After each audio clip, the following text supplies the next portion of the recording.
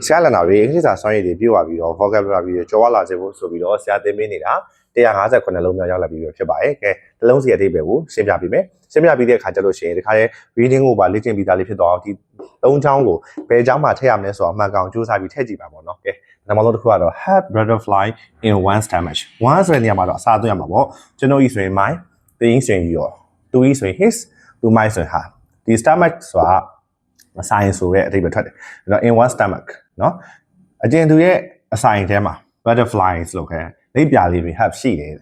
ကောင်းတဲ့အဓိပ္ပာယ်လို့ထင်ရပြီမယ်တကယ်တော့ကောင်းတဲ့အဓိပ္ပာယ်မျိုးတော့မဟုတ်ဘူးအဲ့ဒါဘာဖြစ်တာလဲဆိုရင်စိုးရင်လားเนาะစိတ်ပူတာ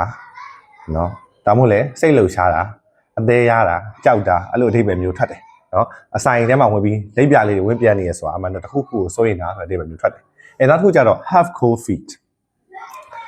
ခြေပြားလက်ဖြားတွေနော်ခြေထောက်တွေကိုအသေးပဲထွက်တယ်ခိုးအေးသွားရင်ဒါကတော့ရှင်းပါတယ်မြန်မာမှာတော့မှရှိခြေပြားလက်ဖြားတွေအေးဆက်သွားရင်ဒါလည်းကြောက်ရင်တုံးလို့သွားပဲဒါပေမဲ့ဒီတစ်ခုကတော့နည်းနည်းပဲကောင်းပို့ပြီးတော့ပြင်းထန်မလဲဆိုရင်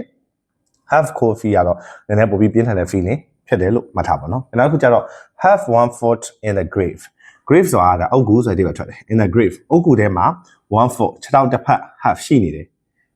ဒါမြန်မာမှာလက်ရှိလေတင်းချောင်းခြေတစ်ဖက်လှမ်းထားရင်ဆိုတဲ့အနေထားမျိုးပြောချင်တာကတေလူဆဲဆဲဖြစ်တယ်ဆိုတဲ့အဓိပ္ပာယ်မျိုးကို have one foot in the grave လို့ခေါ်တယ်။အဲဆိုတော့ဒီသုံးလုံးရဲ့အဓိပ္ပာယ်ကိုသိပြီဆိုရင်ဘာလုပ်မလဲဆိုရင်ဗီဒီယိုလေးခဏလေးရက်လိုက်ပြီးတော့ဒီ quality 3ခုဖတ်ကြည့်ပြီးတော့မှန်အောင်ထည့်ကြည့်ပါနော်။ verb ပြောင်းလဲမှုလေးတွေရှိမယ်။အတိတ်ဆိုရင်ဒီရှေ့ဆုံးလုံးလေးတွေ verb လေးတွေပြောင်းလိုက်မယ်နော်။ HAD have ပေါ့ verb ဆိုတော့အဲ့လိုပြောင်းပြီးတော့မှန်ကန်တဲ့ quality လေးကိုမှန်အောင်ထည့်ပြီးတော့စူးစမ်းပြီးထည့်ကြည့်ပါ။ကဲဗီဒီယိုလေးကိုရက်ပြီးတော့ဘယ်နှမလောက်ရမလဲဆိုတော့စူးစမ်းကြည့်ပါ။ဟုတ်ပြီထည့်ပြီးလို့ပဲယူဆလိုက်တော့မယ်။ဆရာအဖြေတိုက်ပေးမယ်။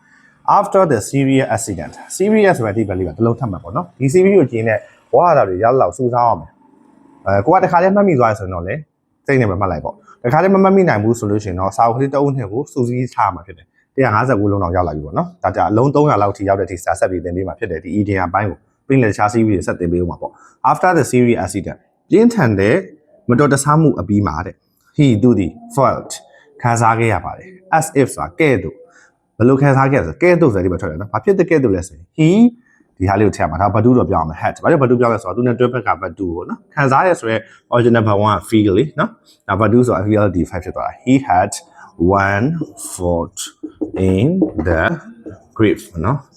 သူတည်ပြီးလို့ဘာဖြစ်ခဲ့လဲခံစားခဲ့ရပါလေနောက်တစ်ခု she planned and almost canceled her trip abroad her trip abroad ဆိုတာပြည်ပသို့ her trip သူမရဲ့ခရီးစဉ်ကိုတောင်မှ cancel ဆိုတာပယ်ဖြတ်တာ almost ဆိုတာနီးပါပယ်ဖြတ်လူနီးပါဖြစ်ခဲ့ပါတယ်။ဘာဖြစ်သွားလို့လဲ။ကြောက်သွားလို့ပေါ့။ကြောက်ဝင်သွားတယ်စိုးရင်သွားတယ်တုံးလုံးသွားတယ်ဆိုတာတော့2မျိုးရှိတယ်ဆိုတော့ဒီကောင်နဲ့ပို့ပြီး strong ဖြစ်တယ်ပေါ့နော်။နည်းပို့ပြီးပြင်းထန်တဲ့ခံစားချက်ဖြစ်တယ်ဆိုတော့ဆရာတို့ဒီ have coffee ကိုသုံးလိုက်မယ်။ဘာတူဆိုတော့လည်း HAD ဟာသုံးလိုက်မှာပေါ့နော်။ဒီမှာဘာတူ cancel ဘာတူသုံးထားတာပေါ့နော်။ had coffee နော်။ဒီသွားကနေမှကြောက်သွားပြီးတော့သူဖြတ်လူနီးပါတော့ဖြစ်ခဲ့ပါရဲ့တဲ့။နောက်တစ်ခုI learned my plan before English speech, but I still gave the presentation. I don't know the ဒါလေးတော့ဒီဟာလေးပဲထည့်ရမှာပေါ့နော် had butterfly ဒီမှာတော့ in လေးထည့်မှာနော် in one step မှာ mind သုံးလိုက်ပြီး stomach ဒါငါရဲ့အဆိုင်ထဲမှာလိပ်ပြာလေးတွေရှိခဲ့ပါတယ်ဆိုတော့ငါနည်းနည်းလေးတော့စိတ်လှုပ်ရှားနေခဲ့ပါတယ်ဘာမတိုင်ခင်လဲ before ဆိုတာမတိုင်မီ my English speech ကစကားဆိုတဲ့အဓိပ္ပာယ်လည်းထွက်တယ်မိန့်ခွန်းဆိုတဲ့အဓိပ္ပာယ်လည်းထွက်တယ်ဒီ presentation လေးပြောတဲ့ဟာမျိုးပေါ့အင်္ဂလိပ်စကားလေးမပြောခင်မိန့်ခွန်းလေးရှင်းထွက်မပြောခင်လေးမှာနည်းနည်းလေးတော့ကြောက်သွားပါသေးတယ် but ဒါပေမဲ့ I still gave the presentation နော်ဒီဆက်ပြသမှုတော့လုပ်ခဲ့ပါရဲ့ဆိုတော့ဒါအတွဲလိုက်မှထားမှာ give ဘာမှ give the presentation ဆိုတာရှေ့ထွက်ပြီးတော့ကိုပြောမဲ့ခေါင်းစဉ်တစ်ခုခုကိုရှေ့ကိုထွက်ပြီးတက်ကြောနဲ့ပြောတာကို give the presentation လို့ခေါ်တယ်ဒါပေမဲ့လည်းငါကဒီ presentation တော့ထွက်ပြီးတော့ပြောခဲ့ပါရဲ့တဲ့ဒီထဲမှာစိုးရိမ်နေပြီမဲ့ကြောက်နေပြီမဲ့ presentation လေးတော့ရှေ့ထွက်ပြောတာလေးကိုတော့ငါပြောလိုက်ပါသေးတယ်ဆိုတော့ဒီပဲလို့ထွက်ပါတယ်ဒီမှာလည်း EDM 3လုံးနဲ့ vocabulary အသစ်တွေရရှိသွားပြီလို့ဆရာပြောနေပါတယ်ဆရာနန္ဒာတွေအင်္ဂလိပ်စာအခြေခံတွေတိုးတက်ကောင်းမွန်လာဖို့ဆရာသင်ပေးနေရဆိုရင်အခု EDM series ကိုရောက်လာပြီဖြစ်တယ်ပေါ့လုံးဝအခြေခံမရှိသေးတဲ့နန္ဒာတွေကတော့ဆရာရှေ့ဆုံးတည်ခဲ့တဲ့အင်္ဂလိပ်စာအောက်တက်ခြေပိုရက်30ပြီးတော့ reading series writing series တွေဒီအချင်းစီလေ့လာခဲ့ကြပါအဲ့လိုနည်းနဲ့တိစောက်မယ်ဆိုရင်ဆရာနန္ဒာတွေအင်္ဂလိပ်စာအခြေခံတွေကောင်းလာပြီးတော့အင်္ဂလိပ်စာနဲ့ပတ်သက်တဲ့ဘလောက်ထိတော့ရလာပြီးဆိုရင်နေထားလောက်ထိရောက်လာမှာဖြစ်ပါတယ်ဆရာနန္ဒာတွေနေရာကြိုးစားပြီးတော့လေ့လာကြပါ fight တယ်ပါ